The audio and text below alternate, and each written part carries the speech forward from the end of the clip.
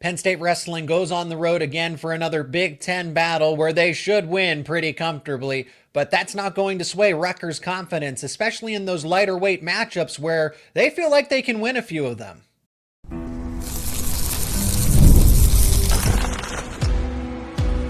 You are Locked On Nittany Lions, your daily podcast on the Penn State Nittany Lions. Part of the Locked On Podcast Network, your team every day. And welcome into another edition of Locked On Nittany Lions. My name is Seyko. I am your host as always, and we are talking Penn State wrestling versus Rutgers with an expert on Rutgers wrestling. He is the voice of the Scarlet Knights. That is Nick Kosko, and covers the team very well. Also, you can find his work over at On3. So we're going to, this Penn State is expected to win, of course. Just about every single wrestler is close to being ranked inside of the top five, with the exception of a Braden Davis, if you will, and a couple others. Luke Lilladall's right there, but Rutgers certainly isn't going to roll over in this instance, but Penn State is going to be the perennial favorite in this one. Nick, from Rutgers' point of view and from yours personally as well, which matchups are the most intriguing to you? Which ones have that potential to really go in the favor of the Scarlet Knights, where they think they can make this a competitive dual meet?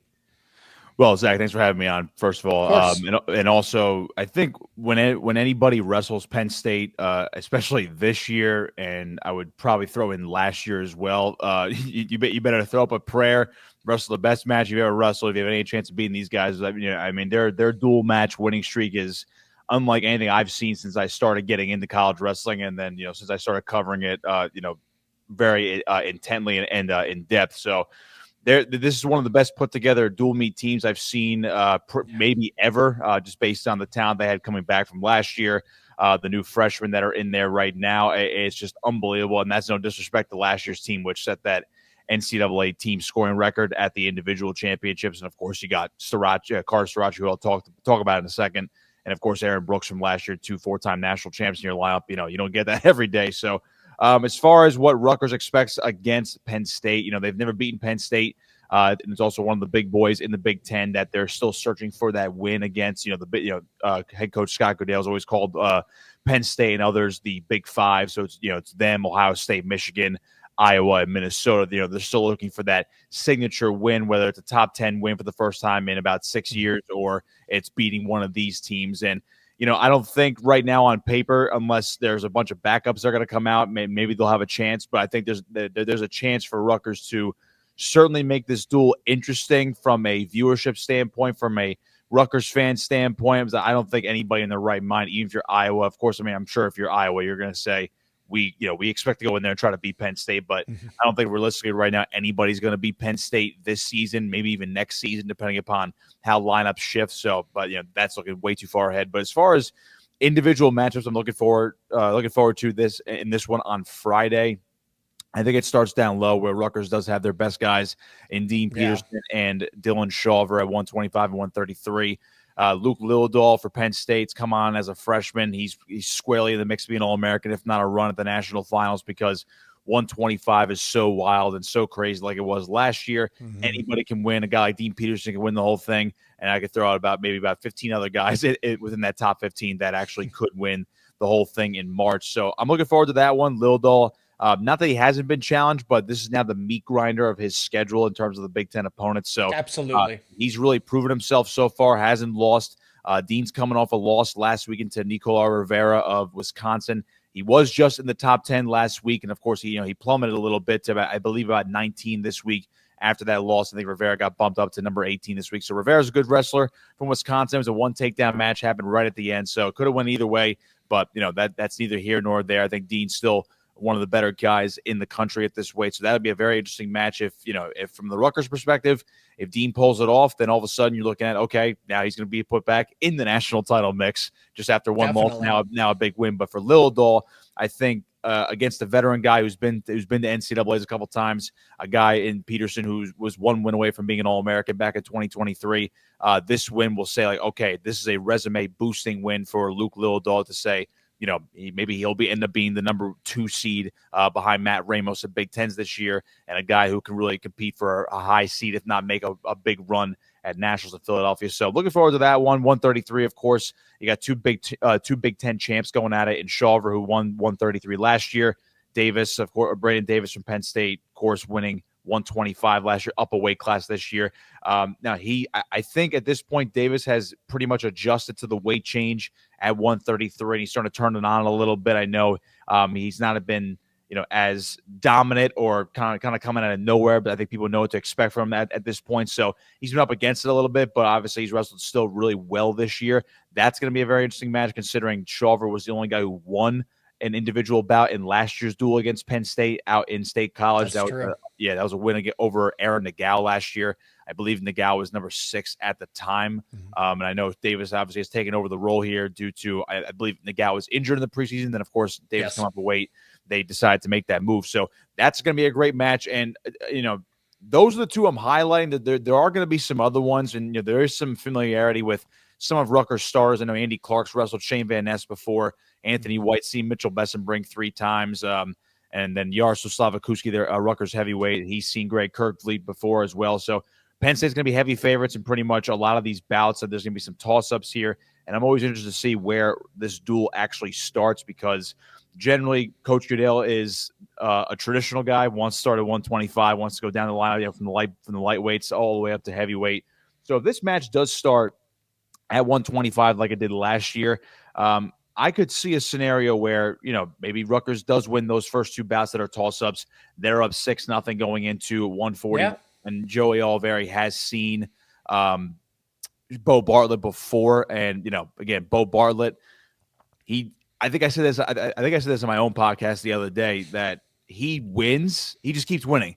He makes everything way too close, right? But he just wins. He finds a way, and it's like, all right, maybe this is the one he finally he slips up. Maybe this is the day he slips up. He doesn't slip up. The only guy who beat him last year was Jesse Mendez from Ohio State. And it was close. Right, and that was a 1 takedown match in the national finals last year. It was a great match of the Big Ten finals as well.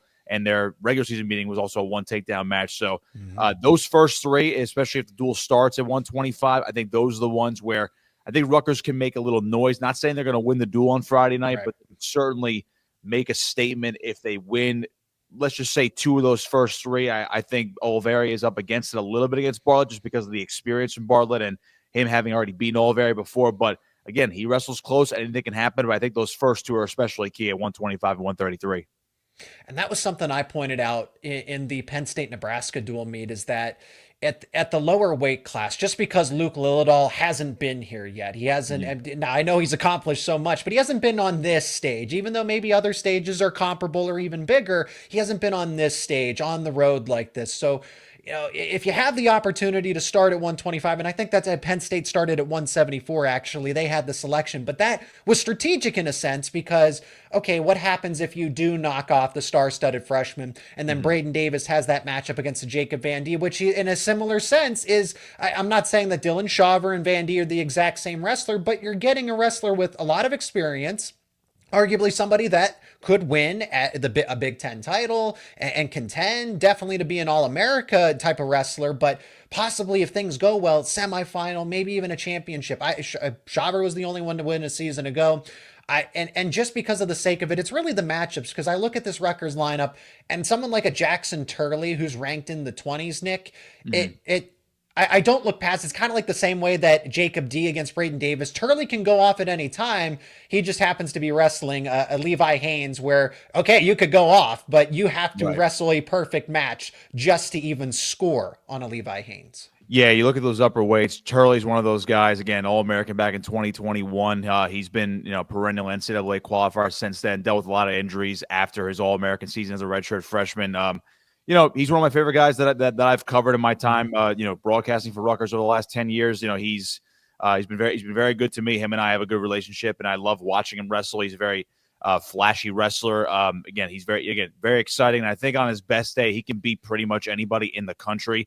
Obviously, trying to beat Levi Haynes in this spot is a different challenge, considering Haynes is a national champion from a year ago, albeit at 157, and his only loss this year up 2 weight classes is to Keegan O'Toole's a 2-time national champion, and who knows how that match would play out in a potential rematch in a final at NCAA's in March, considering O'Toole's current injury. But, side note aside there, Turley, I think, can give him a battle.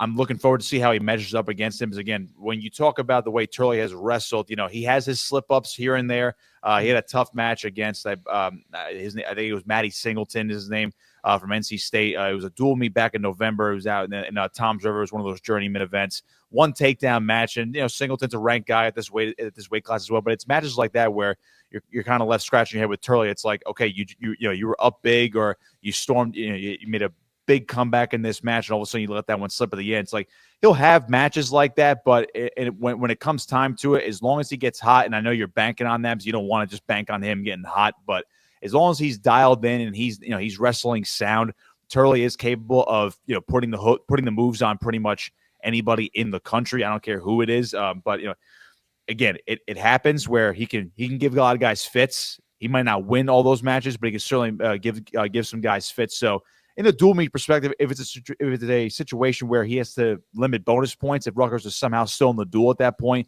by the time you get to the last 4 bouts, maybe he does limit bonus points and he doesn't make a glaring mistake, or maybe he doesn't go for a big move, and then he just limits the damage a little bit, or maybe he hits a big move, he puts Haynes to his back real quick, and he gets a lot of near fall points off a takedown. So it could be a situation like that.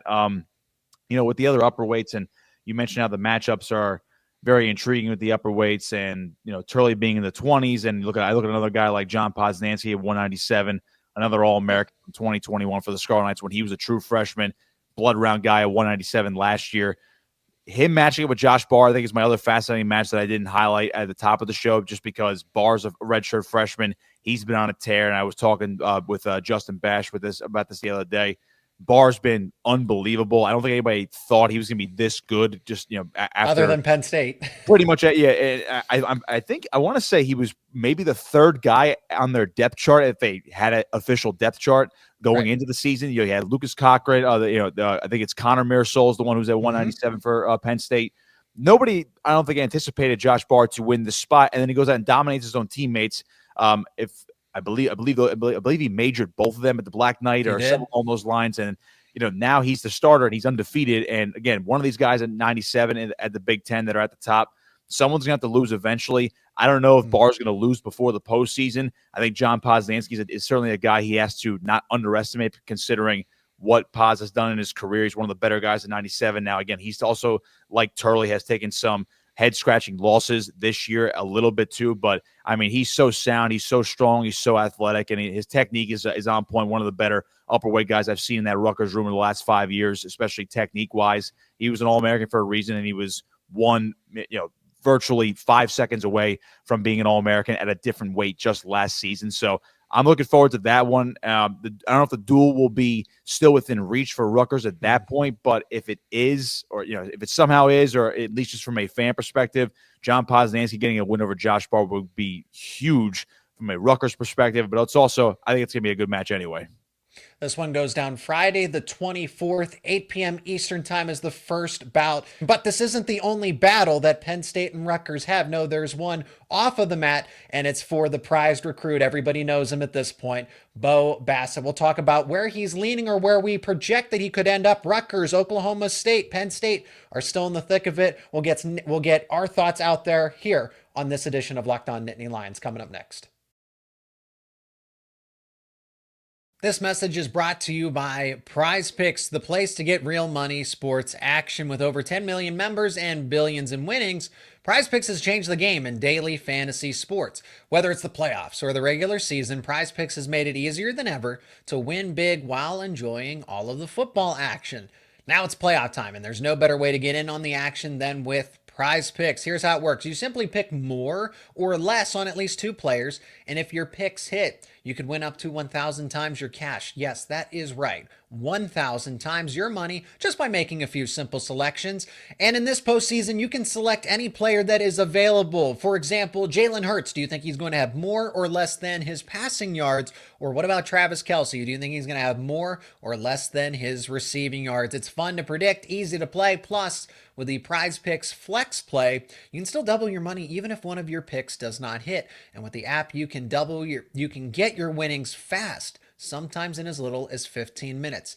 Get ready to run your game this football postseason. Download the app today. Use promo code LOCKEDONCollege, and you'll get $50 instantly when you play your first $5 lineup. That is right, $50 just for playing. Don't wait. Take your game to the next level with Prizepicks. That is Prizepicks. Run your game. Today's episode is also brought to you by TalkSpace. Therapy is a game changer. It can help manage stress, improve sleep, communicate more effectively, but finding the right therapist and fitting sessions into a busy schedule can be a challenge. That's where TalkSpace comes in. TalkSpace, the leading virtual therapy provider, makes getting the help you need easy, accessible, and affordable. With TalkSpace, signing up is simple. You can match with a licensed therapist who fits your needs, usually within 48 hours, and it's convenient. You can have the sessions from the comfort of your own home, even message your therapist in between appointments. Plus, TalkSpace is covered by many insurance plans, and for most insured members, there's a $0 copay. It's never been easier to prioritize your mental health. As a listener of this podcast, you'll get $80 off your first month when you use with TalkSpace. When you go to TalkSpace.com/LockedOnCollege and use promo code SPACE80 to match with a licensed therapist today. Go to TalkSpace.com/LockedOnCollege and enter promo code SPACE80 to get $80 off your first month. That is TalkSpace.com/LockedOnCollege, promo code SPACE80. Bo Bassett's recruitment has been interesting to say the least. I'll say interesting, entertaining, right? And that's, he's a showman already. I mean, he certainly earned it. Anybody that is critical and saying, well, he's doing this all because, for the media publicity and everything else and that, I say that he deserves it, right? I think he's kind of earned this right to be in the spotlight in any capacity that he wants. And Penn State, Oklahoma State, and Rutgers aren't the only schools, but just kind of, hey, which way the wind's blowing and, things that you kind of hear through here and there. It sounds like Rutgers is almost that dark horse because Penn State and Oklahoma State are the presumed favorites maybe by the general public. But I just kind of hear, throughout that, hey, don't sleep on Rutgers. They're right in the thick of it. Nick, from what you know, what you've heard, just on the way that Rutgers is operating with its recruiting approach. I mean, they flipped Penn State wrestlers away from Penn State. So the Scarlet Knights probably feel like they're either in the thick of this or at the top to land the best wrestling recruit, at least in this class, maybe in the past decade, maybe even in history. Yeah, Bo Bassett's a fascinating figure. I want to say, what was it? It was probably about 5 years ago. He was, obviously, this was before he was in high school. He was still a youth wrestler, but everyone knew how good he was as a middle schooler. And his younger brother Keegan, who's a freshman at Bishop McCord now, and they were already kind of getting that notoriety from the nationwide scene and the youth wrestling scene, the middle school wrestling scene. So about 5 years ago, I actually broadcasted one of his matches. Former Rutgers wrestler Anthony Ashnault, national champion for the Scarlet Knights. He's over at Princeton now as an assistant coach. His old Rockfin channel, Mob and Media, put on a wrestling card. This was either 2020 or 2021. It might have been 2021 just because it was during the shortened college wrestling season after the pandemic broke out the year prior. So everything kind of got pushed back and screwed up. So I go back to that card, he was on it. He was like the main event before like the main card. So he was like the main event of the prelims. And I'm just like, this kid's unbelievable. I'm like, no wonder why this kid's getting all the accolades, because he just, I forget who he wrestled, but he smoked this one kid, and all of a sudden I'm just like, he's getting a lot of attention then. So I'm not surprised to see it now. And as far as I can tell, he's a very humble kid. He's very religious, which I do respect as well. And then the fact that he's a hard worker, kind of keeps his nose to the grindstone. I know he's out in the public right now and he's using it to his advantage, which is totally fine, especially in this day and age of NIL and marketing. You have to do that. So he's made himself a very famous recruit. He's the number one recruit in the class of 2026 for a reason. And I think Rutgers made his top 7 for a reason. I kind of always knew that they were going to be in the running.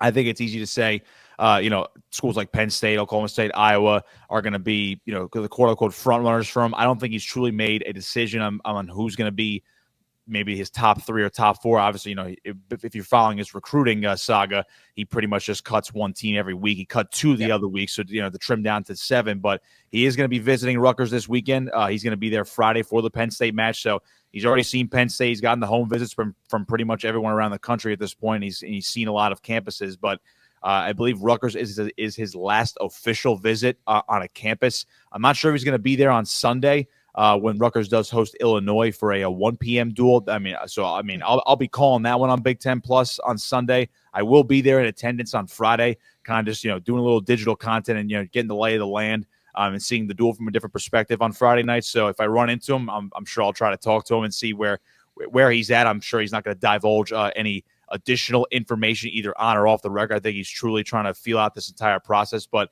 I mean, I think he's going to love Rutgers. I mean, I know he's talked to the coaches already. I believe assistant coach Steve Midge has also given him a visit already. If not, all these coaches have been in contact with him at this point. So they made the top 7 for a reason. They have a lot to offer him. I know his former teammate, and I forget if it's his cousin or not, but Mason it might be. Mason Gibson is on the roster. He was a top recruit at one point. He's dealt with Penn injuries. State. Yep. Yeah, and he was a big recruit at the time. He's dealt with some injuries, but he's been developing and kind of rehabbing his injury with Rutgers, and I'm sure he'll be a big part of the future lineup for the Scarlet Knights. So I'm interested to see how he likes the campus, how he likes the atmosphere at Jersey Mike's Arena. It's gonna be really interesting. But he's the best for a reason. He's kind of tearing it up on the high school scene right now as a junior. He'll be the overwhelming favorite to win a PA state title this year and next year when he's a senior.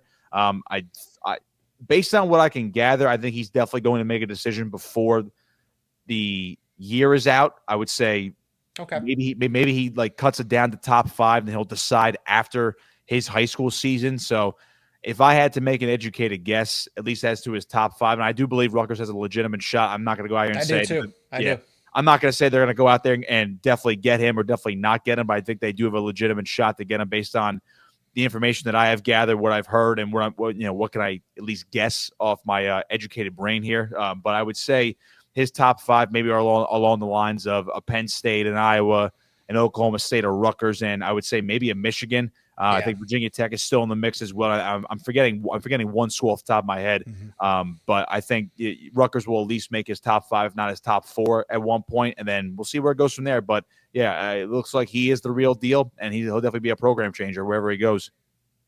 Yeah, if I had to project out, just kind of based on my opinion, just me, looking at it from afar and saying, because I have no exact direct insight into this, but just kind of talking to other people, reading the reports, and just, where is he visiting? Who's he giving attention to?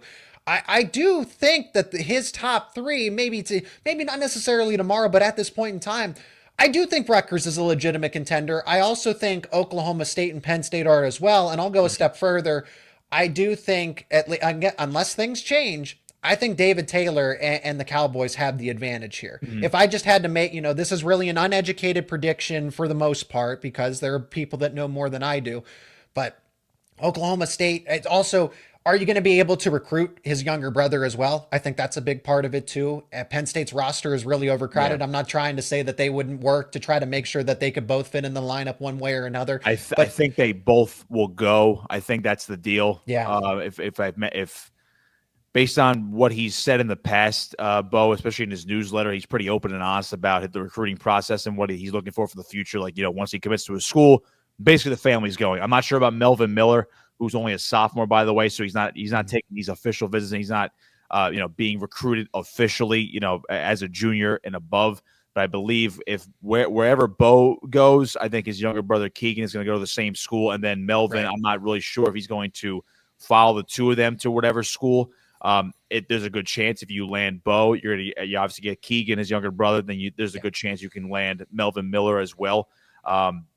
I don't know if that's going to be the case, but I think if wherever Bo goes, I think Keegan follows, and I think you're right. Oklahoma State probably does have the advantage right now. I think his fondness of David Taylor and what Taylor's doing so far at Oklahoma State is very enticing for any college prospect that's of that caliber or near that caliber. The money that's being poured into that program right now, what he's doing on the recruiting trail and within the transfer portal, and how he's brought in and rebuilt that staff, with him, Thomas Gilman, Jimmy Kennedy, guys like that. I think Dayton Fix is still in their RTC as well. So Oklahoma State's a very attractive option. I know Bo, based on what he said, definitely seems like he wants to be a program changer, not necessarily go to a place where there's a lot of history, where he's just the latest cog in the machine. Not that there's anything wrong with that. If he goes to Penn State, I think he's definitely a candidate to be a four-time. But I understand that. I get that. And I think he'd be the same thing at Oklahoma State or Iowa. He's the next candidate to go to be a four-time national champion, and maybe could be the best wrestler in school history for any of those schools if he goes there. He could certainly have a chance to do that at Rutgers as well. I know Rutgers, from a recruiting standpoint, has done a good job of recruiting more of that Pennsylvania area with assistant coach Steve Middich. He's done a great job in that Lehigh Valley area. They actually just signed Devin Magro, who's one of their middle to upper weights at Bishop McCourt, one of Bo Bassett's teammates. He's coming to Rutgers next year, so maybe that's an enticement factor for Bo to come to Rutgers as well. I know it's definitely, doesn't hurt for sure if I'm looking at that as a guy who, if I was in Bo Bassett's shoes, certainly doesn't hurt, but I'm sure giving him the right tools for success at the college level, to be a 4-time national champion, to be an all-time great, to have an RTC structure at the end, to have some familiarity with a coaching staff, with some teammates, and obviously, what he wants to do off the mat as well with NIL opportunities, what he wants to do in the community, whatever he wants to do. I think that, you put it all together, I think Rutgers can certainly offer a big package. As far as the other schools, they can certainly do the same. Penn State, we know they have the resources. Oklahoma State, Iowa, they have the resources. So it's going to be a very fascinating decision when it's all said and done. Yeah, I do. Like I said, to start this segment off, it's been entertaining to say the least. And I think there is a legitimate chance for any of those few schools that we named, particularly the three, though: Penn State, Oklahoma State, and of course, Rutgers. He is the voice of Rutgers wrestling. He also covers wrestling for On 3. That is Nick Kosko on the other side. Again, his work will be linked down in the description. Nick, thanks so much for the time, the perspective, the insight to Rutgers' point of view of all these things, especially with these battles coming up against Penn State. Thanks, Zach. I really appreciate it, my man. And again, thank you so much for making Locked On Nittany Lions your first listen and watch every single day. For your second listen and watch, got to check out Locked On Big Ten with host Craig Sheeman. Craig puts the Big Ten first when other people overlook it, and that seemed to be the case with the college football playoff. You can find Locked On Big Ten available on YouTube and wherever you get your podcasts, and it's part of the Locked On Podcast Network, your team every day.